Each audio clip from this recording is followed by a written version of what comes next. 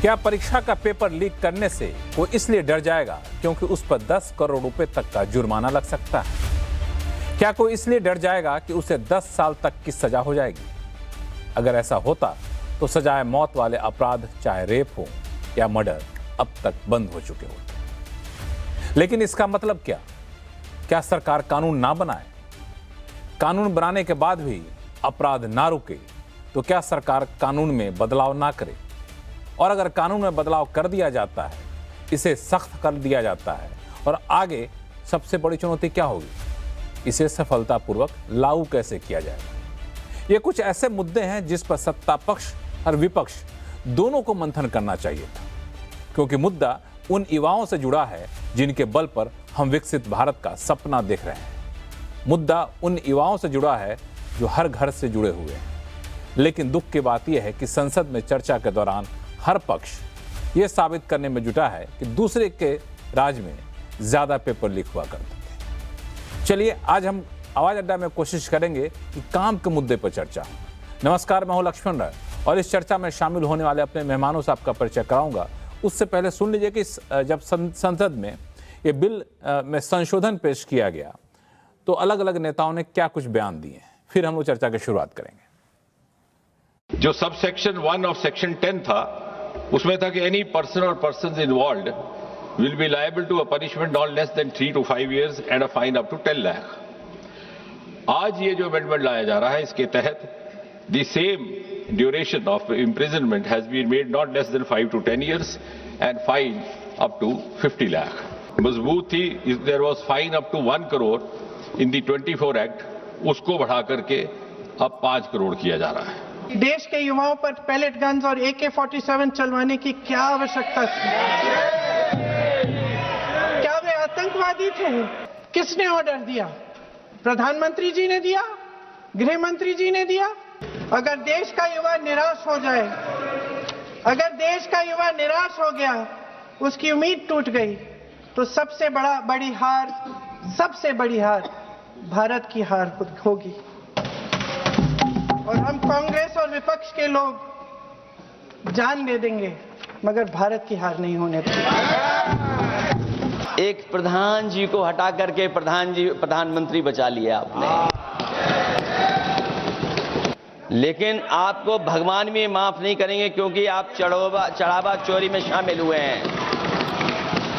और चढ़ावा ही नहीं, जो गुप्त दान था वो भी चोरी हुआ है, गुप्त दान। और ये पाप की श्रेणी में नहीं आता है, महापाप की श्रेणी में आता है। एजुकेशन मिनिस्टर ऐसा बिहेव कर रहा है पार्लियामेंट में, और ये जो नया जेनजी का लिंगो यूज कर रहे हैं ना, मैं भी उनको बताना चाहती हूँ सर, इन्होंने शायद इंस्टाग्राम नहीं देखा, सब बीजेपी के लोगों ने देखा भी होगा तो बोलेंगे नहीं पता है, सबके बच्चे हमारे साइड पे, उनके साइड पे तो किसी के बच्चे नहीं है। Bill that Prime Minister Modi is bringing today is the solution. It is 30 years late, but for the first time in the country's history, 70 years के बाद एक स्पेशल कानून एग्जामिनेशन के बारे में पारित हो रहा है। All of these whiles, Priyanka ji asked a question. Why has there been no conviction? Priyanka ji, मैं आपको बताना चाहता हूं, कन्विक्शंस इसलिए नहीं होता था क्योंकि एक स्पेशल कानून इसके लिए नहीं था। अध्यक्ष जी, ये एक ट्रांसफॉर्मेटिव अमेंडमेंट है। इसकी न केवल आवश्यकता है बल्कि ये आज के समय की मांग भी है।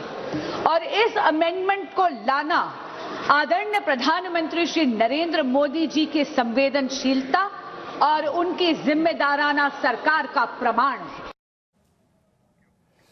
तो आपने सुना संसद में इस बिल पर चर्चा के दौरान किन नेताओं ने क्या कुछ कहा है। चर्चा अभी जारी है, लेकिन हम लोग कोशिश करेंगे इस मुद्दे पर कुछ गंभीर जो सवाल हैं उन सवालों का जवाब ढूंढा जाए। हमारे साथ जुड़ रहे हैं पूर्व वरिष्ठ पत्रकार हैं और सत्य हिंदी के फाउंडर हैं आशुतोष जी हैं, वरिष्ठ पत्रकार हर्षवर्धन त्रिपाठी साहब हैं, राजनीतिक विश्लेषक सज्जन कुमार सिंह हैं, और भारतीय जनता पार्टी के प्रवक्ता और कांग्रेस प्रवक्ता दोनों हमारे साथ जुड़ेंगे। कांग्रेस के प्रवक्ता संजीव सिंह साहब जुड़ चुके हैं। आप सही मेहमानों का बहुत बहुत स्वागत है। शुरुआत में आज करना चाहूँगा हर्षवर्धन जी आपसे ही कि ये जो सवाल बार बार उठता है कि बिल तो आपने 2024 में लाया ही था, फिर 2 साल के भीतर आप इस बिल को ला रहे हैं, संशोधन कर रहे हैं, सख्त सजा का प्रावधान कर रहे हैं। जब वो बिल पेपर लीक रोकने में कामयाब नहीं हो पाया, वो कानून जब कामयाब नहीं हो पाया, तो ये कामयाब हो पाएगा, इसकी गारंटी क्या है? नहीं लक्ष्मण जी, मैं देख रहा हूँ पिछले कुछ समय से ये भी प्रश्न आ रहा है। संविधान में 131 मेरे ख्याल से, अगर 130 या 31 अब तक संशोधन हो चुके हैं, तो फिर तो कोई कहेगा कि संविधान की जरूरत क्या है भाई। अच्छा, संशोधन लाया था तो फिर दूसरा क्यों ले आया? एक तो ये मुझे समझ नहीं आ रहा है। ये कुतर्क कुछ मतलब विचित्र किस्म के लोग दे रहे हैं, जो कहा करते थे कि भाई सुधार और संशोधन तो एक सतत प्रक्रिया है। दूसरा, अगर 2 साल के भीतर ये लाना पड़ा तो उसकी वजह तो साफ दिख रही है कि जो ऑल इंडिया पीएमटी टेस्ट था, जो एम्स का टेस्ट था, जो दूसरे ऐसे टेस्ट थे, उसमें मुश्किलें हो रही थी। तो मेडिकल के लिए जो मेडिकल के कॉलेजेस थे, उन सब में एक व्यवस्था लागू करने की कोशिश की गई जो नीट लेकर आए। और ये जो एक तरह से कहें कि एंट्रेंस एग्जाम हुआ है, तो इसमें कोशिश तो यही थी और बहुत हद तक उसमें सफलता भी मिली थी, क्योंकि पहले जो मेडिकल का हाल था वो सब जानते हैं। फिर भी इसमें पेपर लीक हुआ, कुछ सेंटर्स पर पेपर लीक हुआ, वो सामने आया, सरकार ने उसको रद्द किया, फिर से कराया और सफलतापूर्वक कराया, बिना किसी उसके कराया। लेकिन सवाल यहाँ क्या था? सवाल ये था कि छात्रों को परीक्षा में दोबारा ये न सोचना पड़े कि अच्छा हमने इतनी तैयारी की, पेपर लीक हुआ, फिर से हमें देना पड़े। तो उसके लिए क्या कर सकते हैं? और कोई तरीका है क्या? तरीका यही है कि आप कानून लाइए, कानून से आगे उसकी जो लूपहोल्स हैं, जो कमियां हैं, उसको लेकर आप एक समिति बना रहे हैं, जिसमें साफ साफ दिख रहा है नंदन नीलेकणी से लेकर वी कामकोटी जैसे देश के जाने माने विद्वान से लेकर सोमनाथ साहब से लेकर सबको रखा। लेकिन जरा सोचिए कितना, मतलब मुझे नहीं पता कि वो हिस्सा आपने सुना या किसी हमारे साथी ने सुना कि नहीं। प्रियंका गांधी वाड्रा, प्रियंका जी हंस पड़ी खिलखिलाकर इतनी संवेदनशील चर्चा में, गौमूत्र एक्सपर्ट कहकर भारत के आईआईटी के एक निदेशक के बारे में, जो बहुत विद्वान व्यक्ति हैं, कमाल के आदमी हैं, उनको लेकर ये कह दिया। अब मैं नहीं जानता हूं कि विद्वता में प्रियंका जी और उनका कोई तुलना करने का कुछ है क्या, लेकिन मुझे नहीं समझ में आया कि इतनी संवेदनशील चर्चा में, जहां सिर्फ और सिर्फ इसी पर बात होनी थी, वहां गौमूत्र एक्सपर्ट कहकर वो क्यों प्रियंका जी हंस पड़ी। उसके बाद हंसती रही। उन्होंने बिरला जी से भी कहा कि आप तो बड़े गंभीर हैं, थोड़ा हंसिए ना। मतलब मुझे नहीं समझ में आया, इतनी संवेदनशील ये बहस थी। और प्रियंका जी भी शुरू में मुझे लगा कि बड़ी अच्छी बहस कर रहे हैं, जो बातें कर रहे हैं ऐसे ही नेता करता है, कोई कहने की बात तो है नहीं। कानून के अलावा तो चर्चा तो ऐसे ही होगी सदन में। लेकिन क्या इसके अलावा कोई और रास्ता है? जवाब है नहीं। तो इस रास्ते पर कैसे चलना है? जितना बेहतर हो सकता है, और जो विपक्ष के भी मन में आए, जो सरकार के मन में आए, वो सब कुछ इसमें शामिल करना चाहिए। छात्रों के भविष्य के साथ खिलवाड़ नहीं हो, चाहे वो केंद्र की कोई परीक्षा हो, चाहे वो राज्य की कोई परीक्षा हो, चाहे दूसरे जो ऐसे मसले आते हैं जिनमें नौकरी से जुड़ा, ये सब मसले उसमें शामिल है। और मैंने एक सुझाव लगातार दिया। आज मैं, क्योंकि आवाज अड्डा इत्मीनान से बात हो रही, तो एक सुझाव दे दूं। मेरा ये मानना है कि ये प्राइवेट एजेंसीज को परीक्षा कराने का ठेका पूरी तरह से बंद करना चाहिए। इसके लिए बाकायदा एक डेडिकेटेड एजेंसी हो। जैसे भारत का बजट प्रस्तुत होता है, जैसे नोट छपती है, उस तरह से भारत में परीक्षा कराई जाए, और उस पर सभी पार्टियों को सहमत होकर ये कानून बनना चाहिए, जिससे दोबारा हमारे किसी बच्चे को इस पीड़ा से न गुजरना पड़े। हालांकि आपके सुझाव पर अलग अलग राय लोगों के हो सकते हैं, जैसे आपने कहा, तो मेरे मन में भी कई सारे सवाल उठ खड़े हुए। इस पे हम लोग चर्चा करेंगे। लेकिन हमारे साथ इस बीच भाजपा के प्रवक्ता रोहन गुप्ता जी भी जुड़ गए हैं। रोहन जी, आपका स्वागत है आपका शो में। 1 मिनट में आता हूं, जरा आशुतोष जी से कमेंट लेता हूं, फिर आपके पास आता हूं। आशुतोष जी, हर्षवर्धन जी को सुना आपने, उनका कहना था कि इसके अलावा कोई चारा ही नहीं था। आप कानून बनाए हैं, ठीक है, नहीं सही से लागू हो पाए, फिर से अमेंडमेंट कर रहे हैं, तो इसमें किसी को आपत्ति होनी नहीं चाहिए। आपको क्या लगता है कि ये कानून सख्त करने के लिए लाया गया, या फिर छात्रों के मन में जो गुस्सा था, वो गुस्सा को शांत करने के लिए कानून में बदलाव करके सरकार कोशिश की? क्या भरोसा रखिए, भरोसा बनाए रखिए? इस देश का दुर्भाग्य ये है कि यहाँ सिर्फ कानून बनाए जाते हैं, अमल नहीं होता उस पर। इतने कानून इस देश के अंदर हैं, उस पर अगर अमल हो जाए तो ये देश बहुत सुचारू रूप से चलेगा। जब भी कोई समस्या होती है, एक कानून बना देते हैं। आपने देखा निर्भया का इतना बड़ा कांड हुआ, देश उस पर उबल पड़ा, क्या उस पर किसी तरीके की रोक लग पाई? क्योंकि जो कानून बना उसमें आपने फांसी का प्रावधान कर दिया, और आपको लगा कि फांसी के प्रावधान के बाद जो है वो सब रुक जाएगा, क्योंकि उस पर अमल नहीं हो रहा। जिन एजेंसियों को अमल करना है वो अमल करती ही नहीं, क्योंकि उनकी ट्रेनिंग भी नहीं है, भ्रष्टाचार भयानक है। अब मैं आपको 2024 में ले चलता हूं। आज आपने नीलकेनी की एक टास्क फोर्स बना दी। मुझे तो नहीं लगता इसकी कोई जरूरत भी थी, क्योंकि जो राधाकृष्णन कमेटी थी उसने 101 रिकमेंडेशंस दी थी, 101 सिफारिशें दी थी, और उन सिफारिशों पर अगर काम होता, अगर उस पर अमल किया गया होता, तो आज आपको दोबारा किसी कमेटी बनाने की जरूरत नहीं पड़ती और ना ही आपको दोबारा कानून बनाने की जरूरत पड़ती, क्योंकि 2024 में कानून भी बना और साथ ही साथ कमेटी की रिपोर्ट भी आई। और देखिए दुर्भाग्यपूर्ण स्थिति क्या है, राधाकृष्णन कमेटी में न केवल अपनी सिफारिशें दी, बल्कि उनको इस बात का अंदाजा था कि जब भी कोई एक्सपर्ट कमेटी बनती है, वो जो रिकमेंडेशंस देती है उस पर अमल नहीं होता।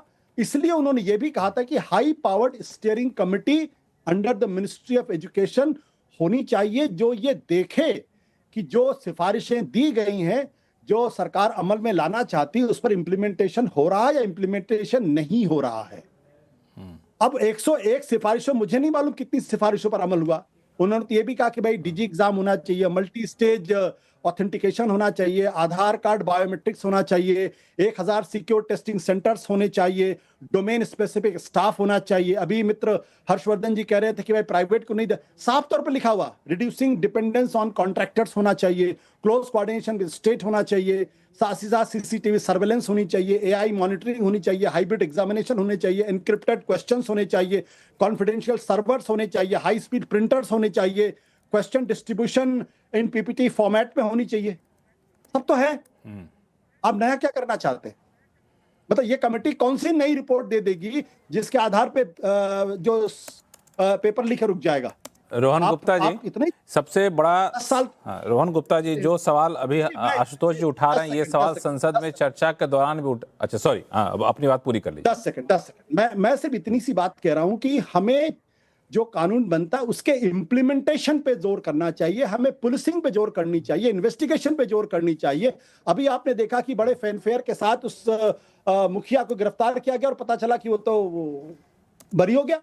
सुप्रीम कोर्ट अभी जो हाई कोर्ट, वो क्या कहते हैं, वो इस पे फास्ट ट्रैक कोर्ट बनी थी, वहां सीबीआई के पूछे ही नहीं, पहली सुनवाई के दिन। तो जरूरत इस बात की है कि राधाकृष्णन कमीशन ने जो कुछ भी रिकमेंडेशन दिया उस पर आप अक्षरशः अमल करिए, आपका काम हो जाएगा। रोहन गुप्ता जी, दो सवाल जो अभी मैंने पूछा था हर्षवर्धन जी से भी, और एक सवाल उठा भी रहे हैं आशुतोष जी, कि जब पहले से कानून था तो कानून बनाने की जरूरत क्यों पड़ी? क्यों छात्रों के गुस्सा को शांत करने के लिए एक तरीका यही निकला? और दूसरा कि कानून बनाने से ज्यादा जरूरी होता है कानून को लागू कर पाना, ये कैसे सुनिश्चित करेंगे? क्योंकि उसका जो कह सकते हैं पायलट प्रोजेक्ट जो शुरू हुआ था फास्ट ट्रैक कोर्ट को लेकर के, उसी पे सवाल उठने लगे हैं। देखिए लक्ष्मण जी, बहुत अच्छा आपने सवाल किया और आशुतोष जी ने बात की। जो अब एक चीज समझनी पड़ेगी कि जो पार्टी 60 साल तक देश में शासन किया, एक गंभीर मुद्दे पे उन्होंने कानून ही नहीं बनाया, और अब आज हम ये जस्टिफिकेशन कर रहे कि अरे इम्प्लीमेंटेशन तो कानून बनाने की जरूरत नहीं है। यही तो मानसिकता रही ना। आज 2010 में, पहले तो कांग्रेस पार्टी ने 50 साल में कभी कानून नहीं बनाया। 2010 में prevention of mall practices in public examination act, ये बिल लेके आया, बिल पास नहीं हुआ। 2010 की मैं बात कर रहा हूँ। कानून ही नहीं बनेगा तो इम्प्लीमेंटेशन कहां से होगा?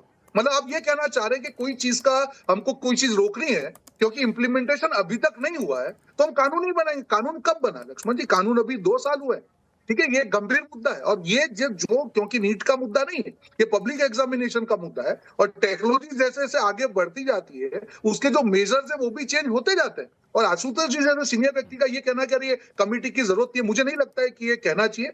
There is always a scope of improvement. Radhakrishnan committee जब 2024 में बनी, उसके जो 101 जो भी है उसका इम्प्लीमेंटेशन, ये ऐसा नहीं कि एक दिन में इम्प्लीमेंटेशन हो जाएगा, इट्स अ ग्रेजुअल प्रोसेस। और आज इस मुद्दे की सीरियसनेस को समझते हुए अगर कोई हाई पावर कमेटी बनाया गया, उससे बेटरमेंट ही होगा। फिर ये कह देना कि अरे कानून से मतलब ही क्या है जब इम्प्लीमेंटेशन नहीं हो रहा है? अरे ये इट्स अ कंटिन्यूअस इंप्रूवमेंट। अगर 65 साल में किसी ने नहीं किया, अगर हम 65 साल के किसी के पाप धो रहे हैं तो हम क्या गुनाह कर रहे हैं? यही तो सरकार गंभीरता है, यही बीजेपी की गंभीरता है। हमारे लिए सिर्फ एक मुद्दा नहीं है कि चलो ठीक है एक रेजिग्नेशन हो गया या ये कर दिया, प्रेशर हो गया। No, it's a long term process. और इसीलिए प्रधानमंत्री जी ने 3 दिन तक छात्रों से डायरेक्ट संपर्क करके कहा कि बॉस हम लोग अब ये कर रहे हैं, हाई पावर कमेटी भी कर रहे हैं, हम लॉ भी लेके आएंगे। It requires a holistic approach Lakshman ji. 360 degree का अप्रोच होगा, तब इस दूषण को हम, ये माफिया को हम कंट्रोल कर पाएंगे। कांग्रेस के शासन में 150 से ज्यादा पेपर लीक हुए 2004 से 2014। मुझे बताइए किसने अकाउंटेबिलिटी ली? मैं पॉलिटिकल बात करना नहीं चाहता था। आपके शो पे जनरली हम लोग मुद्दे की टेक्निकल बात करते हैं, पर जब बात राजनीति की आई है तो मैं सवाल पूछूंगा। तब किसी ने सवाल क्यों नहीं पूछा? 3 शिक्षा मंत्री थे कांग्रेस पार्टी के, किसी के खिलाफ नहीं हुआ। और जिस प्रकार से आज संसद में ये हाई पावर कमेटी के एक मेंबर का मजाक उड़ाया गया गौमूत्र बोल के, मुझे नहीं लगता है कि प्रियंका गांधी जैसे एक सीनियर नेता के मुंह से ये शोभित था। वो एक बहुत बड़े प्रोफेसर है, उन्होंने संजीव सिंह साहब हमारे साथ हैं। एमएस किया हुआ है। मुझे नहीं लगता है कि मजाक का मुद्दा है, पर जो भी प्रयास हो लक्ष्मण जी, मैं ये मानता हूं कि इस मुद्दे में जिसके द्वारा जो भी प्रयास हो उसको स्वीकार करना चाहिए। और विपक्ष को भी 3 दिन तक समय व्यस्त किया, उससे अच्छा था कि इस मुद्दे पे डिस्कशन करके एक पॉजिटिव वे में अपने सजेशन देते तो देश का छात्र भी देखते कि नहीं सही में विपक्ष भी सीरियस है, यहाँ पे क्रेडिट या भाग बटाई की बात नहीं कर रहा है। और वही आज विपक्ष कर रहा है, जो छात्रों के साथ में मिलकर सरकार ने सारे मुद्दे हम लोग कोशिश कर रहे हैं, रोहन गुप्ता जी, हम लोग कोशिश कर रहे हैं कि ये जो तू मैं वाली है वो डिबेट भले पार्लियामेंट में कई बार देखने को मिली, लेकिन यहाँ पे ना हो। संजीव सिंह साहब, मुद्दा बड़ा ही सीधा सा है कि अगर किसी सरकार को लगा कि हमने 2 साल पहले कानून बनाया था वो सही से लागू नहीं हो पा रहा है, वो बहुत प्रभावशाली नहीं है, तो 2 साल के भीतर हमने कानून बदलाव करने का फैसला लिया, तो ये तो सरकार की अच्छाई है ना कि तुरंत में अपनी गलती को स्वीकारा, तुरंत में अपनी गलती को सुधारने के लिए आगे बढ़ पाया। अगर सरकार नहीं बदलती, चेंज करती कानून, तो कई बार ये भी सवाल उठता है कि आप इतने अड़िग रहते हैं कि अपने फैसले पर का पुनरावलोकन नहीं करना चाहते हैं, फिर आलोचना क्यों? सबसे पहली बात कि सरकार कितनी गंभीर है कि आपके हमारे आपके पैनल में हमारे कुछ वक्ताओं ने जो बात रखी कि पिछले 12 सालों में 152 पेपर लीक हुए। अगर देखा जाए तो प्रति माह एक पेपर लीक हुआ है। और अगर इसकी बात कर दी जाए कि कांग्रेस की सरकार में हुआ, 2009 में ये हुआ जो अभी वक्ता लोग कह रहे थे, तो इसका मतलब ये हुआ कि जो 2017 में एनटीए बना, 2024 में भी 20 बच्चे जो आत्महत्या करके मरे इसी सरकार के चलते, तो ये सब पाप धुल जाएगा इनका। और इस तरह से बात कर रहे हैं हमारी नेता प्रियंका गांधी जी के ऊपर। अरे शर्म करना चाहिए। जो बच्चे जंतर मंतर पे बैठ करके लगातार इस सरकार के खिलाफ बोल रहे थे, उनको एंटी नेशनलिस्ट, उनको भेड़िया, क्या क्या बोला भारतीय जनता पार्टी के नेताओं सांसदों ने, और वो प्रियंका गांधी जी पे सवाल उठा रहे हैं। देश का शिक्षा मंत्री, एक भ्रष्ट शिक्षा मंत्री इस्तीफा देता है तो जैसे लगता है कि जंतर मंतर पे कोई टूर्नामेंट चला था, वो मैन ऑफ द टूर्नामेंट होकर के संसद में उनके स्वागत किया जा रहा है। शर्मनाक है। जिस समय ये किया जा रहा था उसमें महाराष्ट्र में एक बेटी जीवन और मृत्यु के बीच संघर्ष करते हुए उसके घाट चली गई, वहां पर उसका परिवार दुखी था। सुनिए दूसरी बात, अब आने दीजिए। दूसरी बात, जिस एनटीए को लेकर के कह रहे हैं, उस एनटीए में समझ में नहीं आता कि 24 लोग हैं, 34 लोग हैं, तो 47 लोग क्यों हट रहे हैं? वहां पे ठेके पे 73 लोग रखे जा रहे हैं, आउटसोर्सिंग पे 173 लोग रखे जा रहे हैं। चेयरमैन क्यों नहीं हटाया जाता भाई? प्रदीप कुमार जोशी जो मध्य प्रदेश में वहां पे एमपी पीसीएस में उनके कारनामे तमाम है, प्रदीप कुमार जोशी रहेंगे, शिक्षा मंत्री हट जाएगा। क्योंकि जब तक आरएसएस के लोग रहेंगे, आप राधा कृष्ण कमेटी ने तो 100 सिफारिशें दी थी, आशुतोष जी ने भी कहा, कितनी मानी आप? 2025 के दिसंबर में शिक्षा मंत्री ने सीधे कह दिया एनटीए चेयरपर्सन को कि जो है राधा कृष्ण कमेटी की सिफारिशों के अनुसार टेस्ट नहीं लेना है, परीक्षा नहीं लेनी है। तो यहाँ पर पूरी तौर पे भारतीय जनता पार्टी जब पूरी तरह से घिर गई, और आज एक सवाल हम बार बार पूछ रहे हैं, गंभीरता की बात अभी कर रहे थे आपके राजनीतिक विश्लेषक महोदय, देश के प्रधानमंत्री, देश के गृह मंत्री संसद में नहीं आते, राज्यसभा का सदन नहीं चलता है। आज हम पूछना चाहते हैं कि पायलट गन कैसे चला, किसके आदेश से चला? बिहार में AK-47 कैसे चली? क्या पूरे देश को जंतर मंतर को चीन का तियानमेन चौक बनाना चाहते हैं? क्या छात्रों के जो है खून की होली खेलना चाहती है सरकार? इसका जवाब कौन देगा? देश के प्रधानमंत्री देंगे, गृह मंत्री देंगे, क्योंकि दिल्ली में जो पुलिस आती है देश के गृह मंत्रालय के दिन आती है। इसका जवाब नहीं पूछना है। संजीव जी, ऐसा है कि आपका पॉलिटिकल स्टेटमेंट होगा, मुझे 2 चीज का जवाब दे दीजिए, फिर मैं बाकी के पास जाऊंगा। पहली बात कि जो हर्षवर्धन जी ने पूछा कि जो कमेटी बनी है उसमें आईआईटी के ऊपर जो सदस्य हैं उनके ऊपर सवाल उठाना कितना जायज़ है? वो इतने पढ़े लिखे हैं, उनको गौमूत्र विशेषज्ञ कहना कितना जायज़ है? पहला सवाल ये। दूसरा सवाल, अगर सरकार कानून में बदलाव कर रही है तो उसका स्वागत क्यों नहीं करती कांग्रेस? देखिए, कानून में बदलाव की बात मैं फिर कह रहा हूं, स्पेसिफिक जवाब सुन लीजिए। 2024 में जुलाई में प्रधानमंत्री माननीय नरेंद्र मोदी जी का बयान सुन लीजिएगा। जब 2024 में भी नीट के पेपर लीक हुए थे, क्या क्या कहा था? बड़े कठोर कानून ला रहे हैं, संजीव मुखिया को आपको बाइज्जत बरी कर ठीक है, देना उसका पड़ा। जवाब मिल आप गया। क्लोजर दूसरे रिपोर्ट सवाल का लगा जवाब के बिल्कुल। अरे सुनिए ना, आप ऐसा आप उसका जवाब क्या है? तो ये तो इनकी कार्रवाई थी। तो इसीलिए कह रहा हूं कि जब समिति उस समय राधाकृष्णन की कमेटी भी थी, आज नंदन कलकर्णी की भी कमेटी देगी जो इसका लेकिन जब आपको मानना आरएसएस के लोगों का है, आरएसएस के लोगों के अनुसार ही आपको सारी चीज चलनी है। जब वहां पे आरएसएस के द्वारा ही लोग बैठे रहेंगे, आप देख लीजिए पूरे देश के विश्वविद्यालयों में वाइस चांसलर्स की नियुक्ति हो, वहां पे लेक्चरर्स की नियुक्ति हो, कौन लोग आते हैं? जो आरएसएस से संबंधित होते हैं। तो इसलिए हमारी नेता ने जिस बात को सदन में बात को उठाया है, उसकी गंभीरता भारतीय जनता पार्टी के नेता नहीं दे पा रहे हैं। और हम बार बार पूछ रहे हैं कि देश के गृह मंत्री, देश के प्रधानमंत्री सदन से क्यों गायब रहे? क्या चीन का तियानमेन चौक बनाएंगे ये लोग देश को? इसका जवाब कौन देगा? रोहन गुप्ता संक्षिप्त में जवाब दे दीजिए, फिर सज्जन जी के पास जाएंगे। सज्जन जी हमारे साथ इंतजार कर रहे हैं। देखिए लक्ष्मण जी, जनरली आपकी डिबेट में राजनीति नहीं होती है, पर जब अब टोन चेंज हो ही गया तो मैं भी मेरा काम कर दूं, क्योंकि मैं भी प्रवक्ता हूं। देखिए जो हवाई ये बात कर रहे थे, अभी इनको कहा कि एक अपमान किया गया एक वरिष्ठ सदस्य था, क्या शोभा देता है राजनीतिक कोई भी बड़े लीडर के लिए इस प्रकार की बातें करते? नहीं देता। और कौन सी बड़ी बड़ी बातें कर रहे हैं? आपके तो बीडी कल्ला का रेजिग्नेशन हुआ क्या? 17 पेपर लीक हुए राजस्थान में, तब रेजिग्नेशन लिया आपने? 10 साल में 150 पेपर लीक हुए। 2004 से 2014 में 3 शिक्षा मंत्री थे, तब आपकी नैतिकता कब मर गई थी? तब राजनीति कर रहे थे। कौन सा लॉ आपने पास कर दिया? अरे जब नियम ही नहीं बनाएंगे तो इम्प्लीमेंटेशन क्या करेंगे? क्योंकि आपके खुद के लोग पाए जाते थे पेपर चोरी में। 65 साल का आपका पाप हम धो रहे हैं, 12 साल में हमने इतना धोया, हम और भी धोएंगे, क्योंकि हम कटिबद्ध है। हमारी राजनीति इंपॉर्टेंट नहीं है। आप तो भाग बटाई में चले गए। आपको लग गया अरे जंतर मंतर पे हो गया स्टूडेंट्स के साथ में, हमको क्रेडिट नहीं मिलेगा। प्रधानमंत्री के घर के बाहर बैठ गए, उसमें भी क्रेडिट चोरी किया आपने। ये क्या तरीका है? शर्म आनी चाहिए। मेन विपक्ष पार्टी है आप। टीम आपने डिमांड करी, संजय जी मुझे खत्म हो गई। सज्जन जी के पास जाना है। अगर आप 10 सेकंड में बोल देंगे अपनी बात को तो कर लीजिए। 10 सेकंड में बात होती, हमें सज्जन जी के पास जाना। हाँ ये रोहन भाई नैतिकता के पुजारी बन रहे हैं। उत्तर प्रदेश में भारतीय जनता पार्टी की सरकार के 2 सहयोगी दलों के paper leak mafia Bedi Ram और विपुल दुबे के द्वारा जिनकी सरकार चल रही है। अरे सुनो पहले, सुनो पेपर लीक माफियाओं के माध्यम से भारतीय जनता पार्टी की सरकार चल रही है।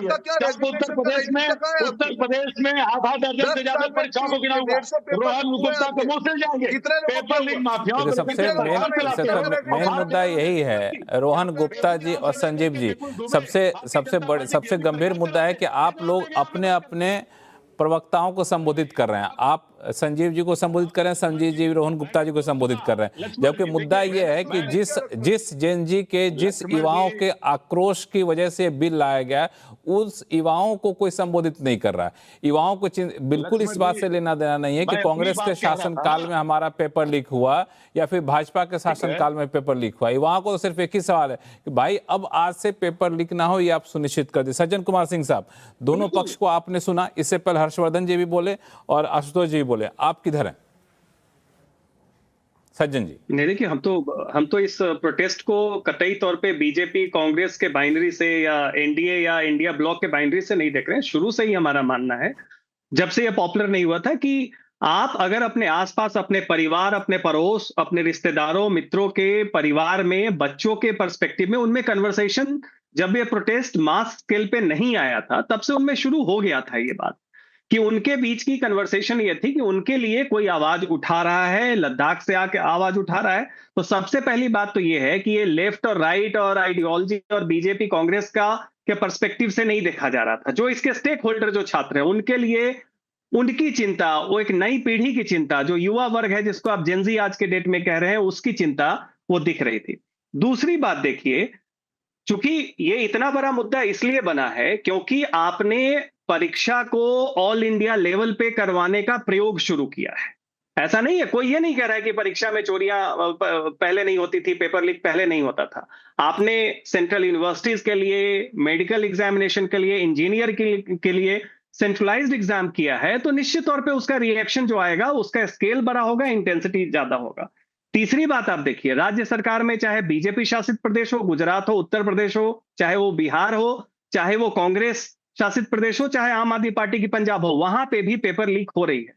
सवाल यहां पे यह है कि जब नीट का ये मुद्दा आया कि उसमें पेपर लीक हुआ, तो शर्म की बात ये थी कि उसके बारे में भी संज्ञान सिस्टम को अपने आप नहीं मिला। वो कुछ लोगों ने उसको, जो छात्र थे प्रभावित थे, उन्होंने बताया कि कुछ कोचिंग्स में इसमें चल रहा है। सीबीएसई की बात देखिए, चूंकि शिक्षा प्रणाली से भी जुड़ी हुई बात है, जब बात आई तो छात्रों ने इसको उजागर किया, जिसको पहले उतनी गंभीरता से नहीं लिया गया, लेकिन लिया गया।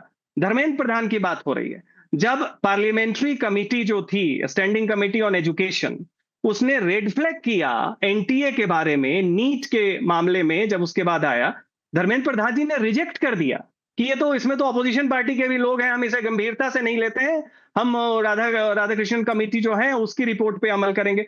यहां पे बात ये नहीं है कि बीजेपी, और बात ये है कि इस इशू को अगर इतने बड़े स्तर पे प्रोटेस्ट नहीं हुआ होता तो गंभीरता से नहीं लिया जा रहा था। और अभी भी जो बात चल रही है, जहां तक ये प्रधानमंत्री के आश्वासन के बाद फास्ट ट्रैक कोर्ट की बात हो, या जो कमेटी बनाई गई है, देखिए निश्चित तौर पे वो एक सही कदम है। सवाल जरूर उठता है कि इंप्लीमेंटेशन गैप होगा, जितनी गंभीरता और तत्परता कानून बनाने में दिखाई जा रही, लेकिन जिस तरीके के लोग उसमें हैं, उनकी एक समाज में अपनी प्रतिबद्धता है, उनकी एक छवि है सफलता से चीजों को इंप्लीमेंट करने की, तो ये एक स्वागत योग्य कदम है, इस पे कोई आपत्ति नहीं होनी चाहिए। लेकिन जहां तक पार्लियामेंट में जो आज डिबेट दिख रहा है, देखिए वो ऐसा लग रहा है कि आत्ममुग्ध सारे के सारे जो पक्ष हैं बिल्कुल आत्ममुग्ध हैं अपनी सफलता को दूसरे की विफलता से जोड़ के दिखाने का। तो सवाल ये उठ रहा है यहाँ पे कि जो छात्रों की एंग्स्ट है, उनके लैंग्वेज पे, उनकी नैतिकता पे, उनकी भाषा पे बहुत ज्ञान दिया जा रहा है, दिया भी जाना चाहिए, लेकिन ऑप्टिक्स में बहस नहीं होनी चाहिए, ये दिखाने के लिए कि हम ज्यादा महान हैं, आप दूसरे की कमी दिखाएं, बल्कि होना ये चाहिए कि आउटकम पे ध्यान हो। और उस लिहाज से आज जो पार्लियामेंट, और आज का क्या है, पार्लियामेंट्री डिबेट में तो जब भी कोई बड़े मुद्दे हुए, चाहे आरक्षण का हो, चाहे वो हो, जिसपे समाज में काफी ज्यादा रुचि होती है, आप देखेंगे कि उसमें हमेशा से संसद का जोर ये होता है कि बहस में समय बर्बाद मत कीजिए, इसको जल्दी से पारित कीजिए, क्योंकि ये समाज के लिए बहुत बड़ा मुद्दा है। तो ये कोई नई बात नहीं है, लेकिन आज जो बहस है उसमें ज्यादा है।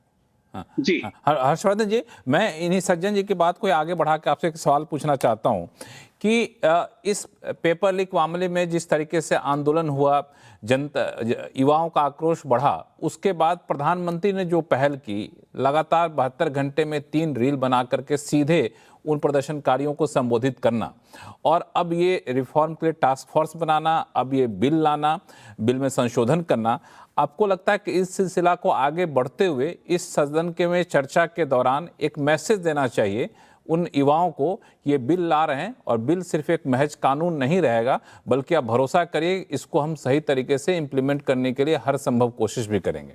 वो मैसेज मिसिंग है कि नहीं जब बहस से? देखिए, सबसे पहले तो ये कि मैंने तब भी कहा था और बहुत गंभीरता से कहा था कि सरकार छात्रों से संवाद नहीं कर पा रही है, और अकाउंटेबिलिटी एक शब्द होता है। कोई धर्मेंद्र प्रधान पेपर लीक करा रहे हो ऐसा नहीं है, लेकिन धर्मेंद्र प्रधान को त्यागपत्र देना चाहिए। ये मैं पहले दिन से कह रहा था, जब बहुत से लोग इसको उस तरह से नहीं कह रहे। मुझे याद है आप मेरे शो में आए थे, उस वक्त भी आपने कहा था इसको स्पष्टता से, लेकिन इसमें 2 लेयर है, इसको समझना पड़ेगा, और मैं इसीलिए इसको बार बार कह रहा हूं कि सरकार को समझना पड़ेगा, उनको अपना कम्युनिकेशन की शैली बदलनी पड़ेगी। ये तिलचट्टा पार्टी की वजह से सब नहीं हो गया, इसको जरा समझ के अच्छे से समझिए। ये जो फॉरेन फोर्सेज के जरिए या कुछ बाहर से आए हुए लोग या विदेश यात्रा से लौटकर जब राहुल गांधी आते हैं तो जो बात करते हैं, वो सब इसमें नहीं महत्वपूर्ण है। महत्वपूर्ण ये है कि देश के हर हिस्से के बच्चे को लगा भैया पेपर लीक तो होता है, और सरकार कुछ भी करके इसको ठीक नहीं कर पा रही, तो उनका गुस्सा आया। और जब इस तरह की चीजें होती हैं तो अपने घर के बच्चों से बात करिए, आपको बहुत कुछ समझ में आ जाएगा जो दिखावे। लेकिन क्या सरकार गंभीर नहीं है? तो सरकार गंभीर है, लेकिन सरकार को लगा जो शैली होती है, जैसे जो राजनाथ जी ने कह दिया था कि इस्तीफे नहीं होते, तो वो तय था कि पार्लियामेंट सेशन के बाद होता और धर्मेंद्र प्रधान हटा दिए जाते। तुरंत जो मैसेजिंग होती है उसमें सरकार मिसिंग थी। अब मूल बात पर आते हैं, क्योंकि आप गंभीरता से बात कर रहे हैं तो जरा मैं इसकी बात करूं। मुझे तो लगा कि इसकी चर्चा होगी, लेकिन आशुतोष जी ने कहा कि मुझे नहीं पता है कि राधाकृष्णन कमेटी ने जो सुझाव दिए वो कितने लागू किए गए। मुझे बड़ा आश्चर्य भी हुआ। आशुतोष जी पूर्व में वरिष्ठ संपादक रहे, मुझे तो लगा कि वो पूरी लिस्ट लेकर आए हुए होंगे। इससे क्या है, लोगों के मन में भ्रम फैलता है और ये मान लीजिए अब आशुतोष जी ने बोला कि पता नहीं कितनी हुई होगी, तो मैं बता देता हूं, गिन के बता देता हूं। 101 सिफारिशें दी थी, 101। 101 सिफारिश में से 57 सिफारिशों को लागू कर दिया गया। और ये राधाकृष्णन जी, ये भी इसरो के चीफ रहे थे, बहुत विद्वान व्यक्ति हैं, इन्होंने जो सिफारिशें दी थी पूरी तरह से 57 सिफारिशें लागू हो गई। जो पार्शियली लागू हुई है वो भी लगभग 10 के आसपास है, कई नहीं लागू हुई। कुछ ऐसी थी जिसको लागू करते वक्त कहा गया कि ये उतनी वायबल नहीं है। और पहले तो लोगों को समझना चाहिए कि राधाकृष्णन कमेटी और इस कमेटी में अंतर क्या है।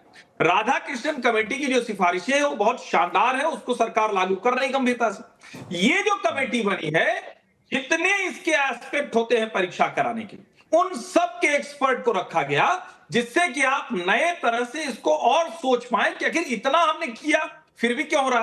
तो 101 में से 57 पूरी तरह से लागू हुई सिफारिशें। मैं फिर कह रहा हूं उसको देखना चाहिए, उसमें कई हैं जो शॉर्ट टर्म में करनी थी, कई हैं जो लॉन्ग टर्म में इंप्लीमेंट करनी थी, लेकिन वो सरकार करती हुई दिखी। और मैं तो कह रहा हूं ना कि भाई इसके बावजूद अगर नहीं हो रहा है तो सरकार ने फिर से कमेटी बनाई हो, उसमें वो विद्वान लोग हैं। और मैं तो एक टीवी पर चैनल पर मैंने सुना, कांग्रेस के एक प्रवक्ता मित्र थे, उन्होंने कहा कि बताइए सरकार के पास लोग ही नहीं, वही कांग्रेसियों की शरण में जाना पड़ता है। संजीव भाई को खुश होना चाहिए कि कांग्रेसियों की शरण में गए। नंदन नीलेकणी जी कांग्रेस के चुनाव लड़े थे बेंगलुरु साउथ से, अनंत कुमार खिलाफ हारे थे। मेरा मानना है कि जब आप कुछ अच्छा करना चाहते हैं तो वो कांग्रेसी भाजपाई से आगे जाना चाहिए, ये इसको समझिए।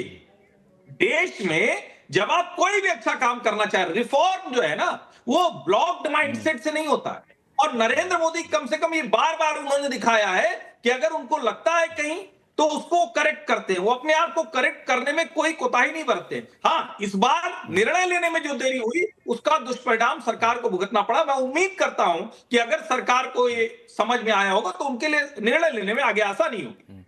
दरअसल हम जानना चाह रहे थे आशुतोष जी के पास आपके कमेंट पे रिएक्शन लेने के लिए, लेकिन संजीव जी कुछ इशारा कर रहे हैं। संजीव जी अपनी बात रखिए, मैं ये कह रहा था कि पास आता हूं। हाँ, बिल्कुल बिल्कुल बिल्कुल। हर्षवर्धन जी ने भी आपके शो में वक्तव्य दिया। पहली बात कि देश के करोड़ों छात्रों से इनको माफी मांगनी चाहिए। इन्होंने कहा कि फॉरेन फंडिंग हो रही थी। आपको चित्र ख्याल होगा कि विदेश मंत्रालय के प्रवक्ता ने, मिस्टर जायसवाल ने बयान दिया कि हमें, उन्होंने कहा कि इस तरह की बातें हो रही थी, उन्होंने कहा कि ऐसी बातें हो रही थी, इन्होंने ये आरोप। आपने सुना ही नहीं, मैंने क्या कहा? नहीं तो इसको बोलना भी नहीं, आप मैंने खुद सुना है, आप फिर से सुन लीजिएगा। आपने कहा तो घनश्याम जायसवाल जी का बयान पढ़ लीजिएगा। ये आप लोग पहले दिन से कह रहे हैं, आप जैसे लोग, बड़ा इज्जत करता हूं, लेकिन आप एंटी नेशनलिस्ट बोलेंगे, उनको भेड़िया बोला जाएगा, कौन लोग उनके पक्ष में खड़े होंगे। और जितनी गंभीरता की बात आप कर रहे हैं, गंभीरता की बात कर रहे हैं कि संजीव भाई को खुश होना चाहिए, नंदन नीलेकणी, अरे इस शो में तो जो हमारे गुप्ता जी बैठे हैं ये भी कांग्रेस में हुआ करते थे। इनकी विचारधारा नॉर्थ पोल से साउथ पोल कैसे चली गई, आपके सामने इनसे पूछ लीजिएगा, यहाँ नहीं बोल पाएंगे। अभी 50 साल का इतिहास गिनाएंगे। तो मैं ये कह रहा हूँ कि इतनी गंभीर, इनके पास अरे चालू रहो, चालू रहो, चलो चालू रहना।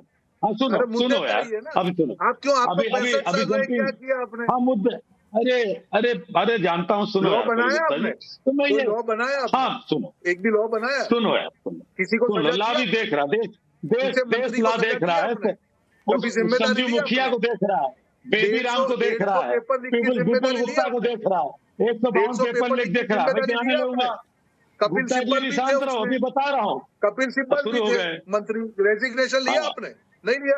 क्यों चलेगा? की बात कर रहे हैं, क्यों चलेगा? नैतिकता बताओ ना। बोलते बोलते बीच में छेड़ देते हैं, तो बोलेंगे रोहन जी, अब चुप कैसे रहेंगे? जब बोले वही प्रवक्ता है, उनको अपनी पार्टी का पक्ष रखना पड़ेगा। एक मिनट आशुतोष जी को बीच में ले आते हैं ताकि आप दोनों लोग थोड़ा शांत हो जाइए। आशुतोष सर, मेरा सवाल आपसे यह है कि इस बिल के जरिए, लक्ष्मण भाई मेरी बात तो इस बिल के प्रावधानों के जरिए कि आप, हाँ मैं आता हूँ आपके पास, हर्षवर्धन जी आता हूँ आपके पास में, कि आशुतोष जी, इस बिल के जरिए, इस बिल को सख्त करने के वाले प्रावधानों को ला करके क्या युवाओं का भरोसा सरकार बना पाए कि आप चिंता मत करिए, अब पेपर लीक नहीं होगा, और होगा तो बड़ा ही सख्त सजा भुगतनी पड़ेगी उसको, ये भरोसा जतेगा? देखिए लक्ष्मण जी, मुझे तो लगा था कि आपके चैनल पे थोड़ी गंभीर बातचीत होगी, लेकिन गंभीर बातचीत हो नहीं रही है। दरअसल दुर्भाग्य की बात यह है, 2004 से 2014 कर रहे हैं आप। देखिए 2004 से 2014 के बीच में 24 पेपर लीक्स हुए हैं, और 2014 से 2026 के बीच में 89 पेपर लीक्स हुए हैं। जब से कमीशन की रिपोर्ट आई उसके बाद से 13 पेपर लीक्स हुए हैं। अब ये सवाल, मैंने कहा मैं हर्षवर्धन जी का सम्मान करता हूं, मैं कौन सा सवाल खड़ा कर रहा हूं? मैं सवाल ये खड़ा कर रहा हूं, कमेटी की रिपोर्ट है, उस कमेटी की रिपोर्ट को गंभीरता के साथ सरकार, हर्षवर्धन जी का दावा है कि इंप्लीमेंट भी करी, ठीक है, 57 इंप्लीमेंट कर रही, वो कानून आ गया, फिर 13 पेपर लीक क्यों हुए? चलिए 13 नहीं, मान लिया इंप्लीमेंट करते करते आपको थोड़ा वक्त लग गया, फिर पेपर लीक पे पर इंप्लीमेंटेशन की वजह से क्यों नहीं पेपर लीक रुक रहा है? असल सवाल इस बात को है, मैं बार बार एक चीज का हामी हूं कि इस देश का दुर्भाग्य है कि यहां कानून बहुत है, इंप्लीमेंटेशन नहीं है ना। कानून बहुत है, इंप्लीमेंटेशन नहीं है। अगर हम इंप्लीमेंटेशन पे अगर फोकस करें, जो हमारी इन्वेस्टिगेटिंग एजेंसीज है उनको ट्रेन करें कायदे से, उनको बताएं, अगर वहां जवाबदेही अगर तय करें, अगर पुलिस वाला गलती करता है तो उसको टांगा जाए, अगर एनटीए का चेयरमैन गलती करता है तो उसको टांगा जाए। जोशी जी का रिकॉर्ड क्या बहुत अच्छा है क्या? व्यापम किसके अंतर्गत पेपर घोटाला हुआ था, सब जानते हैं। मैं एक ही बात कह रहा हूं, मुझे इससे फर्क नहीं पड़ता कि धर्मेंद्र प्रधान ने इस्तीफा दिया, इस्तीफा नहीं दिया। मैं ये अच्छी तरीके से जानता हूं कि इन छात्रों के मन में गुस्सा था तो प्रधानमंत्री नरेंद्र मोदी की सरकार के प्रति था, इसलिए वो सड़क पर उतरे थे। और अन्ना का मूवमेंट इसलिए हुआ था क्योंकि लोगों का गुस्सा मनमोहन सिंह की सरकार को लेकर था। जब लोगों का गुस्सा सड़क पर उतरता है तभी सरकारें कुछ कदम उठाती, तब लोकपाल बिल और आज ये नए बिल लाने की बात की जा रही। मैं इसको बड़ी गंभीरता के साथ कहता हूं और ये हमारे इस देश का सबसे बड़ा दुर्भाग्य है। कानून पे कानून, कानून पे कानून, कमेटी पे कमेटी, कमीशन पे कमीशन, तारीख पर तारीख करते जाइए और अपराध बढ़ता जाता है। इसलिए कृपया करके कमीशन कम बनाइए, कानून कम बनाइए, इंप्लीमेंटेशन पे फोकस करिए, एग्जीक्यूशन पे फोकस करिए। कम बनाइए, कानून कम बनाइए, उसको लागू करने पर ज्यादा फोकस करिए। हर्षवर्धन जी 1 मिनट आ रहा हूं आपके पास, बहुत देर से इशारा कर रोहन गुप्ता जी संक्षिप्त में बोल लीजिए, फिर हर्षवर्धन जी के पास जाऊंगा। देखिए लक्ष्मण जी, जो हर्षवर्धन जी ने बात की उसी को मैं आगे बढ़ाते हुए कि जो 27 जो रिकमेंडेशन इंप्लीमेंट में प्रोसेस में है वो कौन से हैं? डिजिटल पेपर सेटिंग, जो डीजी यात्रा है, डिजिटल आइडेंटिफिकेशन, जो पेपर लीक से रिलेटेड मामले हैं, क्योंकि दिस रिक्वायर्स इंफ्रास्ट्रक्चर। ये ऐसा नहीं कि एक दिन में हो जाएगा, जो हुआ है वो भी इंप्लीमेंटेशन में 27 के 27। और जो प्रधानमंत्री ने अपने वीडियो में कहा, प्रधानमंत्री जी ने, कि हम लोग उसको कंप्लीटली कंप्यूटर ट्रांसमिटेड पेपर बनाना चाह रहे हैं। जिस दिन ये इंप्लीमेंट हो गया, ये पेपर लीक का मामला ही खत्म हो जाएगा। अब मुझे लगता है आशुतोष जी एक वरिष्ठ पत्रकार है, जब कोई भी चीज को आप वो असेसमेंट करते हैं तो ऑब्जेक्टिव होना चाहिए। आप देखिए कौन से 27 बाकी है आशुतोष जी, और वो भी 27 के 27 अंडर इंप्लीमेंटेशन स्टेज है विद डेडलाइंस। तो जब तक आपका digital assistant, computer assistant papers नहीं होगा, पेपर लीक का मामला होगा, क्योंकि माफिया का पूरा गैंग है। ये कोई एक पार्टी का, एक सरकार की बात नहीं है, ये सालों से। तो ये कहना, ये सरकार का इंप्लीमेंटेशन का रिकॉर्ड आप आजादी के बाद, आशुतोष जी, भले आज आप सरकार के खिलाफ है, आपका काम है पत्रकार के तौर पे, पर इंप्लीमेंटेशन की जब बात आती है, सरकार का ट्रैक रिकॉर्ड दूसरी सरकारों से बेटर ये भी आप कहेंगे और हम करके दिखाएंगे। और आखिरी चीज लक्ष्मण जी, आशुतोष जी, ये तो थोड़ा सा लॉजिकल लग रहा है। 10 सेकंड 2024 के बाद में 2 साल में, क्योंकि हम लोग टेक्नोलॉजी के समय में है, तो ऐसी 2 साल में काफी चीजें चेंज हुई। जैसे टेलीग्राम पे ऊपर पेपर का ट्रांसमिशन और बहुत चीजें आई है। और नंदन नीलेकणी से लेके जो लोग भी 6 लोग, जो 7 लोग रखे गए कमिटी में, उनका सबका ट्रैक रिकॉर्ड देखिए। एक लॉजिस्टिक्स के मास्टर, एक एजुकेशन के हैं, एक लॉ के फील्ड के, एक एजुकेशन के हैं। तो कुछ सोच के बनाया गया है कि और भी हम क्या क्या कर सकते हैं। यही तो सरकार की गंभीरता है। पहले लॉ बनाया, 2 साल में 101 में से 57 इंप्लीमेंटेशन किए, 27 अंडर प्रोसेस है। उस लॉ में और क्या इंप्रूवमेंट हो सकता है, और वो और लॉ में ज्यादा और उसको कैसे स्ट्रिक्ट करें जिससे छात्रों के भविष्य के साथ खिलवाड़ ना हो। यही तो ओवरऑल आशुतोष जी, ये तो थोड़ा सा लॉजिकल लग रहा है कि भाई रिकमेंडेशन आए, कुछ लागू कर दिए जो लो हैंगिंग फ्रूट्स टाइप से होते हैं, कुछ प्रोसेस में है, इंफ्रास्ट्रक्चर नहीं था, इसलिए हमें वक्त लगा।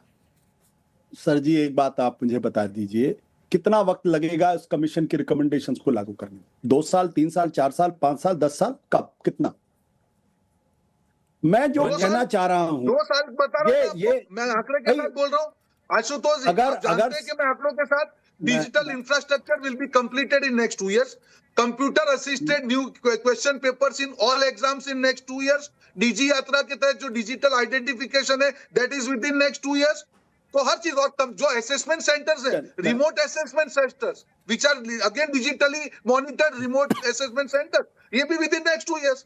मैं वही बोल रहा हूँ, टाइम लाइन में मिल गया लक्ष्मण जी 10 सेकंड। हमने हमारे यहाँ एक सिद्धांत आया है फास्ट ट्रैक कोर्ट बनाने की। आपको मालूम है फास्ट ट्रैक कोर्ट का रिकॉर्ड क्या है? नहीं, पहले ये बताइए कि आप संतुष्ट हो गए उनसे, उनके जवाब से संतुष्ट हुए कि नहीं? उन्होंने देखिए टेलीविजन चैनल पर आके टाइमलाइन देना और सरकार के एग्जीक्यूट करना दो अलग चीज है। मैं आपको एक उदाहरण देता हूं। हमारे देश के अंदर मानना ही नहीं तो लक्ष्मण जी क्या बात करेंगे? रोहन जी प्लीज, रोहन जी प्लीज, ठीक है, रोहन जी को सुन लेते हैं, रोहन जी को सुन लेते हैं, मैं आपको रोहन जी को आशुतोष जी को सुन लेते हैं, फिर हर्ष जी के पास मैं आपको एक उदाहरण देता हूं। इस देश के अंदर फास्ट ट्रैक कोर्ट बनाने की परंपरा शुरू हुई। अच्छा कॉन्सेप्ट था कि विद इन 6 month या विद इन 3 months वो अदालत अपना फैसला दे देगी और उसके हिसाब से इन्वेस्टिगेशन होगा। आपको मालूम है 2.5 लाख केसेस पेंडिंग है। ये है हमारे देश के अंदर इंप्लीमेंटेशन का हाथ। तो फास्ट ट्रैक कोर्ट का जो कॉन्सेप्ट था वो बेकार हो गया।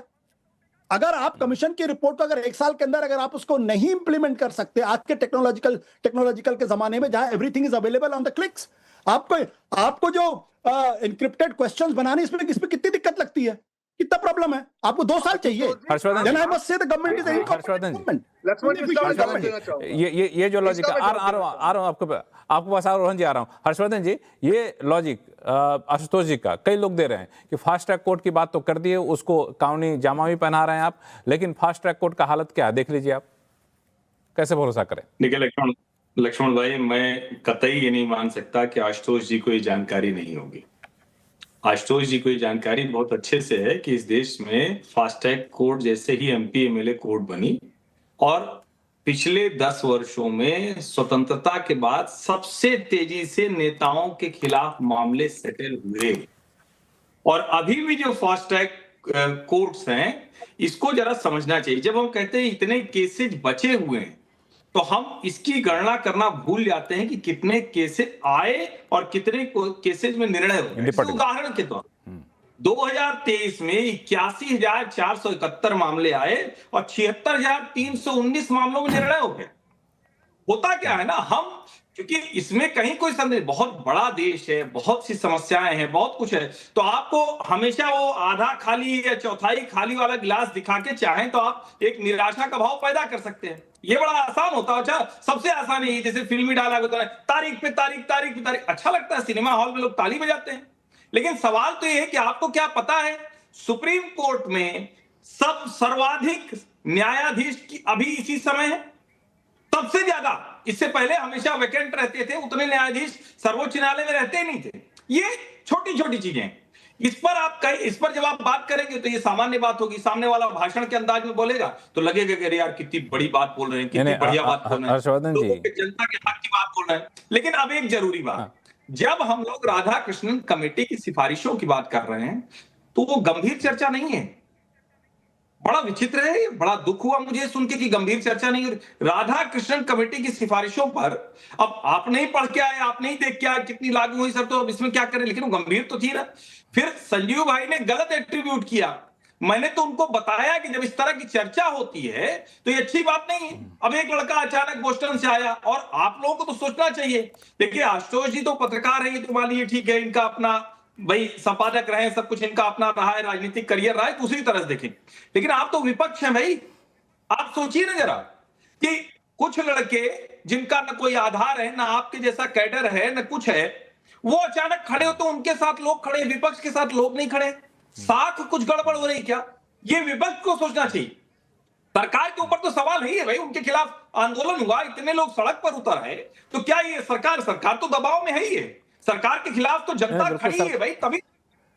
लेकिन विपक्ष को सोचना चाहिए, जनता खड़ी है और शायद ये इसी दबाव के आगे सरकार इस तरह के कदम भी ले रही है कि पेपर लीक को रोकने के लिए सरकार ने जो बिल में संशोधन लाए हैं, कड़े प्रावधान किए हैं, वो युवाओं के आक्रोश को कम करने में कितना कामयाब होगा, ये भरोसा दिलाने में कितना कामयाब होगा कि आगे चलकर पेपर लीक नहीं होगा। ब्रेक पे जाने से पहले हर्षवर्धन जी ने बड़ा ही एक व्यवहारिक सा मुद्दा उठाया। उनका कहना था कि जो फास्ट ट्रैक कोर्ट है उस पर जो लोग सवाल उठा रहे हैं, दरअसल संख्या काफ़ी ज़्यादा होते हैं, निपटारा भी काफ़ी बड़ी संख्या में हो रही है, सुप्रीम कोर्ट के जजों की संख्या भी अब तक की सर्वाधिक हो चुकी है।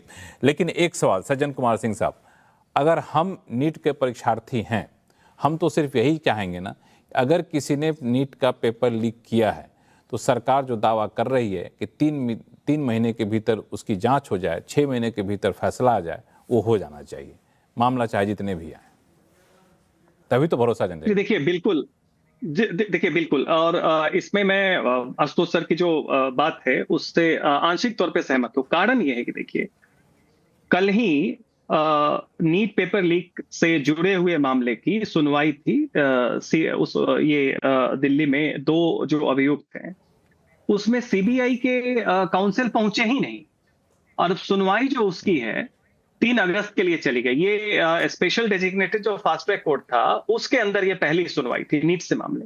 तो ये चिंता सही में वाजिब है। इसमें देखिए, मंशा तो हर बिल की अच्छी होती है। सरकार कौन सा बिल है जिसके पीछे इंटेंशन जो है वो खराब होता है?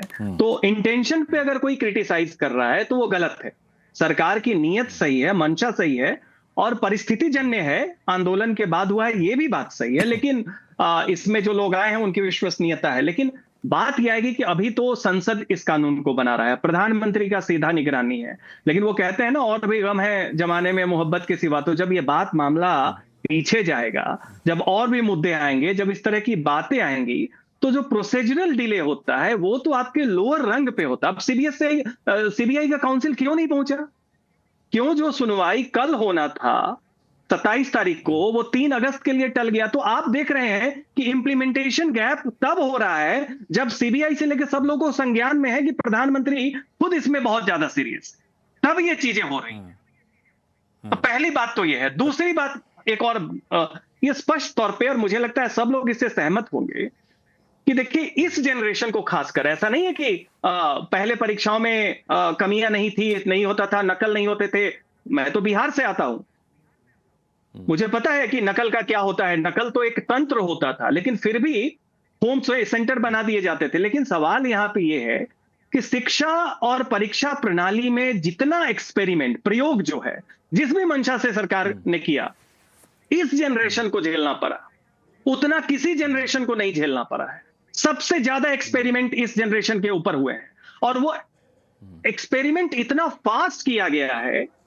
उसके पीछे टेक्नोलॉजी का इंटीग्रेशन की बात हो, जो सीबीएसई में ऑन स्क्रीन मार्किंग और उससे उपजे हुए जो कॉम्प्लेक्सिटी और जो बच्चों की सफरिंग हुई वो हो, चाहे आपने एनटीए को एडहॉक में से, आपने कानून बनाया, नई संस्था बनाई, आपने एडहॉक लोगों को क्यों रखा? 47 लोग को एक साथ सामूहिक तौर पे आपने बर्खास्त किया, मतलब कि बहुत बड़ी खामी थी उसमें।